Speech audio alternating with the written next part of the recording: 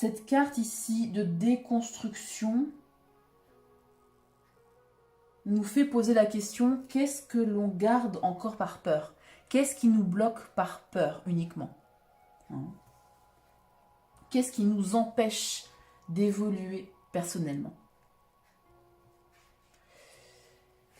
Alors, quelque chose à mesurer, à évaluer pour faire un bilan. On a la carte de la justice. Ben là, oui.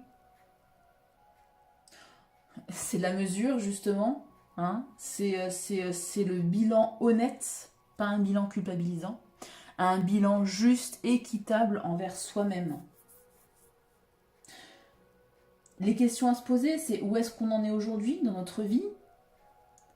Avec la carte du jugement, se remémorer tout le chemin parcouru. Et aujourd'hui, qu'est-ce qui est encore aligné avec nos valeurs? Qu'est-ce qui n'est plus? Il y a ici une évaluation aussi de sa responsabilité personnelle. On tranche aussi avec la justice. On fait un bilan clair, lucide, honnête, juste, équitable. C'est vraiment les mots-clés de cet arcane majeur que représente la justice. Très bien. Un talent à exercer, une qualité propre à utiliser. Magnifique, l'empereur. Évidemment, on parle de souveraineté personnelle. Le talent ici à exercer, c'est la structure. Le fait de pouvoir et devoir prendre des décisions dans sa propre vie en fonction du bilan qui aura été fait. En fonction des valeurs, en fonction des choses qu'on garde ou qu'on coupe. Construire sur le long terme, bien évidemment. Être stratégique, il est stratégique l'empereur. Il sait où il va. Et il y va.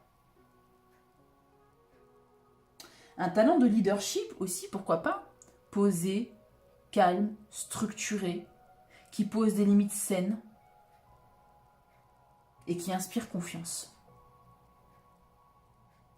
Donc, votre talent ici, notre talent à utiliser, ce sera de structurer, rassurer, guider, prendre des décisions, poser des limites, construire et être dans le leadership naturel, pas autoritaire, pas du tout. Ok. Une ressource à exploiter, un soutien, un atout. On a l'impératrice. Qui est une très belle complémentarité ici avec l'empereur. On a le masculin sacré, le féminin sacré.